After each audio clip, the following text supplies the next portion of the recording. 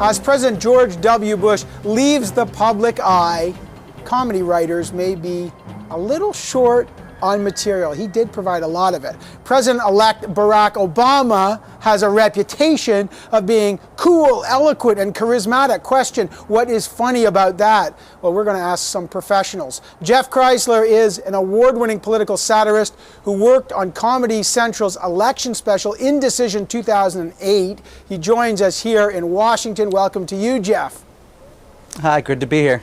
And joining us here in studio in Toronto is satirist Gavin Stephens. He is a frequent guest on the Comedy Network's Comedy Now, and he's working up a show about the power shift at the White House. Welcome to you, Gavin. Thank you. Okay, let's start with Jeff first. And Jeff, because you're the winner of the Bill Hicks Spirit Award for thought-provoking comedy, and you've said that you're looking forward to getting back to thought-provoking comedy when Barack Obama moves into the White House. What do you mean by thought-provoking comedy?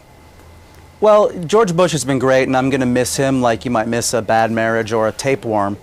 But the truth is, for the last 8 years, it's been too easy. It's been just about his personality and being dumb, and I think satire is supposed to be about sort of the hypocrisy of politics. And I look forward to Obama not making verbal gaffes and instead just kind of disappointing us. And, you know, people say, are you waiting for him to mess up? No, I'm waiting for me to mess up. He's supposed to fix everything, so when I get a DUI, it's Obama's fault. Okay, so Gavin, where does that leave you? Barack Obama is somebody who's not prone to gaffes, except he did call, you know, he did say Canada, he's looking forward to talking to Canada's president, and et cetera. But, you know, other than that, what are you expecting? Everyone. The thing with satire is taking down what we put up as status quo. So everyone believes that he's untouchable.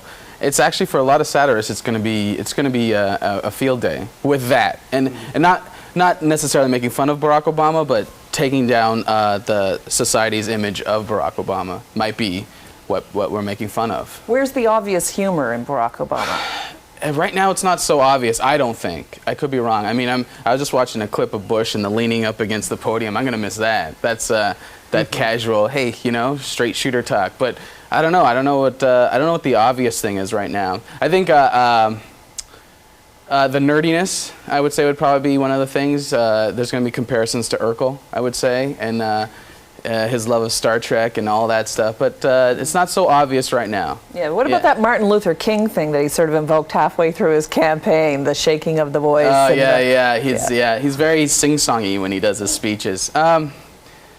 I guess for impressions, that's going to be great. Saturday Night Live is going to have a field day with impressions of Barack Obama. There's some guys that are working on it that are really good. Yeah. I can't, so I'm out. Jeff, I want to ask you, though, you know, when you look at the importance of shows like The Daily Show, The Colbert Report, Letterman, Leno, all these shows, how is satire and humor an important part of the public dialogue about politics? You know, how does it really shape people's perceptions about a president and then the political dialogue? Jeff? Well, I think one of the great things that happened, particularly with The Daily Show with Jon Stewart, is it's highlighted the hypocrisy. You know, Jon Stewart will show George Bush saying one thing, and then a clip of that completely contradicts him. You know, someone saying, I never said this, and then a clip that shows him saying it. And I think it kind of teaches us as citizens to have that muscle ourselves, to hear what a leader says and automatically think, wait, is he telling the truth? And I can be a little delusional to think that we can all learn and become better citizens, but that's really what satire does. I mean, the court jester is the one that gets to tell the truth as long as he makes it funny and wears curvy shoes. And but Jeff or Gavin, does it actually have an impact, I guess, is the question. You know, when Saturday Night Live and you know Tina Fey does Sarah Palin and The Daily Show takes off on George W. Bush, but does it really affect perhaps how people legitimately regard an administration and a president, Gavin? It's a question for me. I can't even hear. Oh, okay. So does it legitimately, you know, in terms of satire, does it impact the way that people look at that person? Does it have an impact in the way people think about it? Of course. I mean, look at Palin. I think Saturday Night Live kind of sunk. I mean, like, they really didn't do much with that, what she said. It was just basically, they just transcribed what she said and made a sketch out of it. But yeah, comedy has always been one of those things where we're the jesters. We're allowed to say what the king thinks and make fun of him and throw it right in front of everybody. We're the only ones that are allowed to do that. So yeah, it will impact how people think. And comedy is very powerful right now. It's very popular around the world. And so people are listening to comedians a lot. They always have, but yeah, right now it's it's very strong. So yeah, it will affect what people think. Jeff, I think one it's more thing, particularly- Jeff. Go ahead, Jeff. Sorry. I was going to say, I think it's particularly true when the media has, nothing personal, but it's been discredited for better or worse. They've made it seem like, there's so much media out there. And some people, for better or worse, are turning to comedy. I mean, they say young people get their news from The Daily Show. I don't think that's healthy for society, but that's maybe the reality a little bit. Is there Jeff, any... Oh, go ahead, Evan. I just wanted one quick thing. I'm interested in how sort of an image of these people emerged, especially, in the old days, Saturday Night Live. That had an impact, let's say, but now with things like YouTube and the internet, where there's all sorts of things being shot around, little videos. Jeff, how does a characteristic of a president emerge? What does that do for the kind of comedic perceptions of these folks? I'm not sure I understand. How does it emerge? I think it emerges by their own behavior.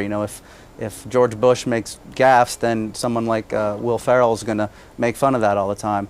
But I do think that it helps define the character in the public's mind. I mean, Sarah Palin kind of became Tina Fey, and for better or worse, that's what people went forward thinking of her as. Yeah, and Gavin, you're having a problem here in the other two. They're talking a little bit about how a character emerges. Yeah. But is there anything off limits? I mean, there's a quote here from you talking to our producers, and you said you're doing comedy perhaps based on the idea of stereotype. The notion of a black guy in the White House is a possibility for humor? Black comedians have done that, but I mean, nothing. The only time something becomes off limits, it's when it's not funny. It's when it's not funny. It's really, if it's funny, it'll work. It's fine. It's you're dealing with politics. It's a great time actually with Barack being in power. It's kind of the Kennedy time. We're back, and people are going to be interested in it. So that's what's awesome about him being a president, is people are going to be interested in politics. So I don't know. I don't see any negative side to the whole thing. I think it's going to be great. I think it's going to be amazing. Yeah, it's interesting, though, because CBC got into some trouble, Radio Canada. I don't know if you guys heard about this, the New Year's Eve special, and they had done some skits about Barack Obama. And did you hear about this? No. Well, we can't run it for you because, we ended up having to apologize for it. But it was trouble, and it was based on the fact that it was a black man in the White House, and they ran through a whole bunch of stereotypes, you can imagine. And people said, that's disgusting. The audience was outraged. I mean, where is that line? That's not funny. Yeah. That's not funny. Yeah. That's the thing. It was never funny. It's like the movie Soul Plane. That's not funny. It's just stereotypes. It's easy. And Barack Obama being a black president, we have to change our views completely on how we see images of black people in the media now. Yeah, what do you mean? Well, now we're going to have to see them more than just the stereotypes that sometimes Hollywood does put out there and sometimes the media does put out there. We're going to have to see them as different types of people, as three-dimensional people, as more than just one dimensions. We're going to have to see them, as intelligent people and dumb people and artists and whatever. So yeah. Jeff, you were going to say very quickly? I'm just saying now that black people are the man, keeping me down. Funny or not funny? No. Oh, you can't hear. You can't hear. I can't hear you. Jeff, reading lips. Jeff says, he the man keeping me down. I guess that's funny. Okay, that's all of our time. Jeff Chrysler and Gavin Stephens, thank you so much for joining us today. Thanks, Evan. Thank you. Thanks. I thought that was pretty funny. I mean, he was sort of between a Barack and a hard place. Hey, Evan, say knock knock. I'm not falling for your one knock joke, Carol. Carol McNeil has one joke. Oh, don't you have that other joke? What did the fish say when it hit the wall? Damn. Yeah. All right, that's it for me today. Before seriously, people are turning the channel. I'll be back tonight with some real news on CBC News Sunday night. The latest, what's going on here in Washington. Carol's going to take you through the rest of the show. That's not a joke. But first, we asked some Canadian comics to get a head start on some Obama jokes. This is the early stage. These are the joke elects. Let's take a look. So here's something that I thought was pretty interesting. During the election campaign, there was this question floating around for Barack Obama. Everyone kept asking, Barack Obama, is he black enough? Ooh, good question. Is he black enough? I don't know. Is he black enough? What does that even mean? Like, black enough for what? Black enough to be president? He would be the first black president, so yeah, he's black enough, right? It's not like people are going to be looking at him like, hey, that Barack Obama, he's black, but he's no Richard Nixon. some people in the run-up to the campaign, you know, some people were kind of critical of Obama, that they were saying that he wasn't American. I know what they mean. Look at him, he's skinny. But apparently, rumor has it that Barack Obama's original plan for the Yes We Can campaign was no, he didn't. But apparently that was taken. So here's the thing. I'm what you call biracial, just to let you know, because you're going to have to deal with this for the next 4 years. I prefer the term biracial, not because I'm super politically correct. I just find the term half black sounds like I'm still working on it.